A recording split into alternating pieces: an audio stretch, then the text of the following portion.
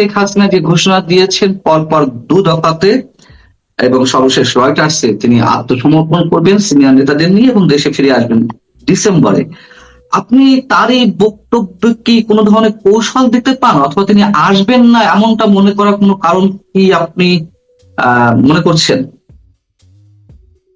দেখুন, শেখ হাসিনার মৃত্যুর ঝুঁকি ছিল 5ই আগস্টে উনি যদি চলে না যেতেন, অবভিয়াসলি ওনাকে মেরে ফেলা হতো। দেশে এখনো মবের শাসন চলছে, দেশে এখনো রাষ্ট্র শক্তিশালী ভাবে মানবাধিকার আইনের শাসন প্রতিষ্ঠা করতে পারেনি। এই অবস্থায় ডেফিনেটলি যে কোনো রাজনীতিবিদের এই ফিরে আসাটা অত্যন্ত ঝুঁকিপূর্ণ। তবে শেখ হাসিনার অতীত বলে উনি জিয়ার আমলে ফিরে এসেছিলেন বঙ্গবন্ধু হত্যার প্রায় 5-6 বছর পরে। এরপরে উনি 111-এ চলে গিয়েছিলেন, আবার ফিরে আসছিলেন, এবং 111-এর সময় উনি পালিয়ে যাননি, অ্যারেস্ট হয়েছিলেন। সেখানে উনি আদালতে অত্যন্ত সাহসী ভূমিকা পালন করেছিলেন, আমার মনে আছে সেই সময়ে। এখনকার সিচুয়েশনটা তো আর কোনো সিচুয়েশনের সাথে কম্পারেবল না।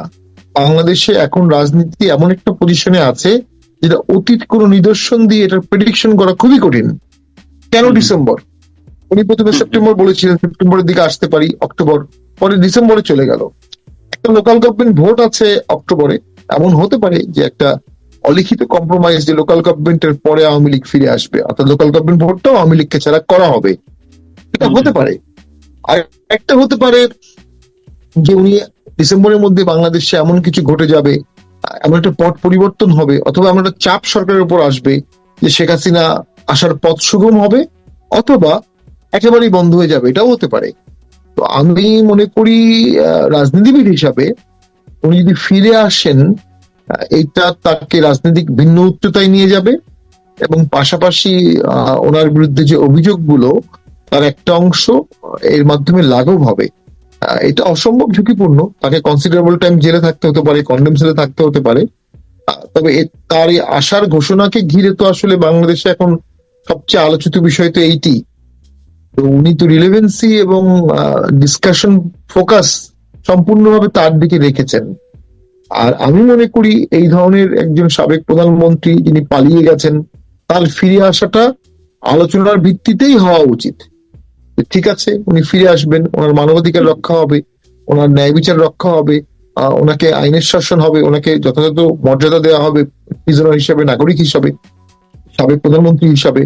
আদারওয়াইজ যেটা হবে, একটা সংঘাত মবের ভয় কিন্তু আছে। শেখ হাসিনাকে আশাকে ঘিরে তাকে অপদস্থ করার জন্য একটা বিশাল মবের আয়োজন করাটা খুব স্বাভাবিক। আবার শেখ হাসিনা নিজস্ব ফ্যান ফলোয়ারও আছে, তার অন্ধভক্তও আছে, তারাও তাকে দেখতে যাবে, তাকে রক্ষা করতে যাবে।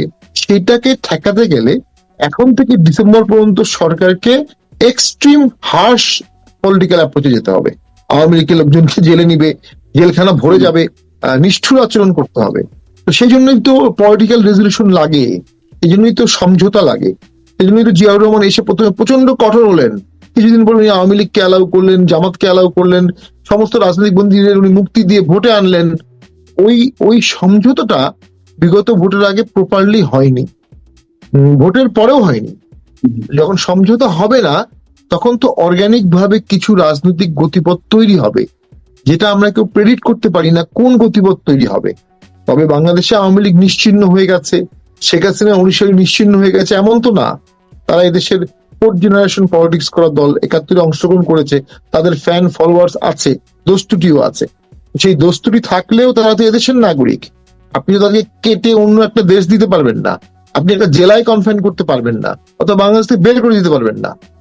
আরেকটা সম্ভাবনা আছে, শেখ হাসিনা আসতে চাইলেও সরকার নিতে যাবে না, সরকারি বলবো ওরা এন্ট্রি দেওয়া হবে না, এন্ট্রি দেওয়া যাবে না। এই সম্ভাবনাটা আমি উড়িয়ে দিতে পারছি না। আপনি বলছেন যে সরকারও চাইবে না তিনি ফিরে আসুন, কেন চাইবে না বা কেন চাইছে না সেই বিষয়ে আপনাদের কাছে প্রশ্ন থাকবে। তার আগে আপনি তার জীবনের ঝুঁকির কথা বলছিলেন, শেখ হাসিনা ফিরে এলে তার উপরে মব ক্রিয়েট করা হতে পারে। এটি তো 2024-এর 5 আগস্ট পরবর্তী সময় নয়, এটি একটি নির্বাচিত সরকারের সময়। এখনো কেন শেখ হাসিনার মতো মানুষের উপরে মব ক্রিয়েট করার সম্ভাবনা থাকবে, অথবা তাকে তার মতো ব্যক্তি কেন রাষ্ট্র নিরাপত্তা দিতে পারবে না? বিএনপি সরকার কেন এই ক্ষেত্রে ফেল করবে বলে আপনি আশঙ্কা করছেন?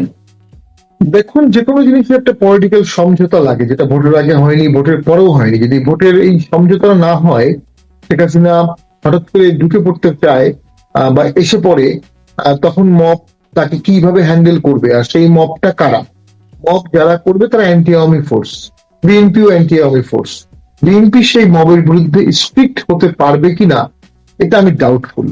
আর হচ্ছে ইউনিট গভর্নমেন্টের আমলে যে মবটা আনলিশ করা হয়েছে, যে দানবটাকে ছেড়ে দেওয়া হয়েছে, সেই দানব তো মব করার আনন্দ পেয়ে গেছে, তারা এখনো আছে, তারা পলিটিক্যাল স্পটলাইটও আছে।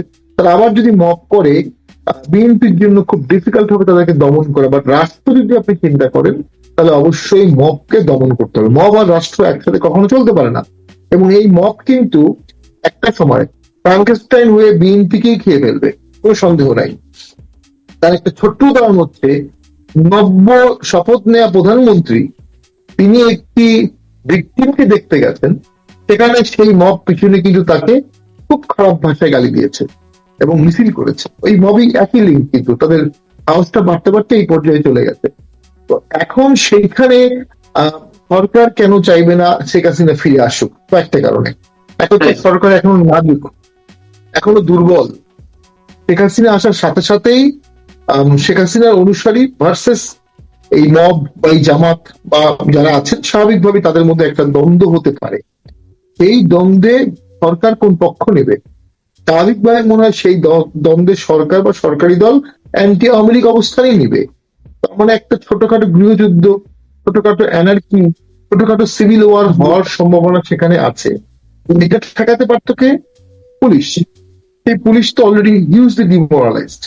তাহলে আপনাকে আর্মি এঙ্গেজ করতে হবে টোটালি। ইতিমধ্যে 23শে জুন আওয়ামী লীগের মানে ফিরে আসার বা মিছিলের হুমকিতে কিন্তু আর্মি ডিপ্লয় করা হয়েছে 23শে জুন। সরকারের মাত্র 4th মান্থে আর্মি ডিপ্লয় হয়ে গেছে। তাহলে সরকারের 8th মান্থ ডিসেম্বরে গিয়ে আরো লার্জ স্কেল হয়তো বা আর্মি ডিপ্লয়মেন্ট করতে হবে। যখন আপনি আর্মি ডিপ্লয়মেন্ট করবেন, ন্যাচারালি আপনার পলিটিক্যাল ফ্রিডম একটু হলেও কার্টেল হবে সরকারের, পাশাপাশি নাগরিক অধিকারও কার্টেল হবে। তো এই সরকারটাকে তখন 5 বছর টেনে নেয় কিন্তু বেশ টাফ হয়ে যাবে। যদি আপনি প্রথম বছরই আর্মি এঙ্গেজ করেন, প্রথম বছরই সব পাওয়ার এক্সারসাইজ করেন। তো আমি মনে করি শেখ হাসিনা ফেরার সিদ্ধান্ত যেটা জানিয়েছেন, এটার সামনে আরো অনেক পথ আছে, এটার জন্য অনেকগুলো ফ্যাক্টর আছে, এক্স ফ্যাক্টর আছে। এখনো সুপার পাওয়ার গুলো কি চাচ্ছে, আউটস্টেট প্রাইম মিনিস্টার পৃথিবীর কোথাও ফিরে এসে কিভাবে ফিরে আসছে। Sri Lanka is a good example, যে শ্রীলঙ্কায় কিন্তু আবার তারাই ফিরে আসছে, কিন্তু শ্রীলঙ্কা কিন্তু ওই সময় আন্দোলনের সময় রক্তপাত হয়নি, যেটা আমাদের এখানে আন্দোলনের সময় ছাত্রদের রক্ত ঝরেছে। তো সেদিক থেকে শেখ হাসিনার কেসটা সম্পূর্ণ ভিন্ন, সুই জুডিস। এবং সেটা আমরা কেউ জানুয়ারি মাস না আসা পর্যন্ত আসলে বলতে পারবো না ডিসেম্বরে কি হয়েছে, কি হবে।